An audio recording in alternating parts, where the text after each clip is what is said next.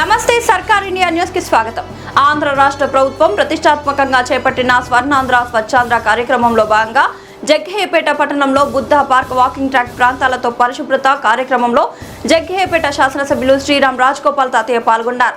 Buddha park walking track ప్రాంతాలలో అపరిశుభ్రంగా పేరుకుపోయిన కలుపు మొక్కలను ప్లాస్టిక్ తో పాటు చెత్తను తొలగించడం, డ్రైనేజీలో వ్యర్థాలను తొలగించడం చేశారు. ప్రజలు నిత్యం సంచరించే ఈ ప్రాంతాలలో పరిశుభ్రత పాటించాలని, ఆహ్లాదకర వాతావరణాన్ని కల్పించాలని తాతయ్య సూచించారు.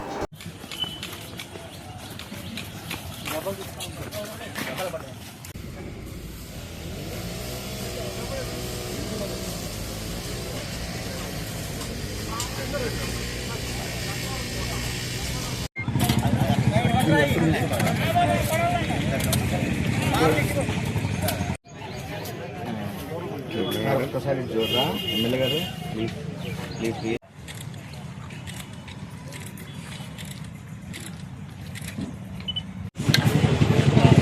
ప్రతి నెల 3వ శనివారం స్వచ్ఛాంధ్ర స్వర్ణాంధ్ర అని చెప్పని గౌరవ ముఖ్యమంత్రి నారా చంద్రబాబు నాయుడు యొక్క ఆదేశ పిలుపు మేరకు ప్రతి గ్రామంలో ప్రతి మున్సిపాలిటీలో కూడా రాష్ట్ర వ్యాప్తంగా ప్రజాప్రతినిధులు, ప్రభుత్వ ఉద్యోగస్తులు, సచివాలయం, అదేవిధంగా దీనిలో ఐకేపీ మహిళలు కూడా హాజరయ్యారు.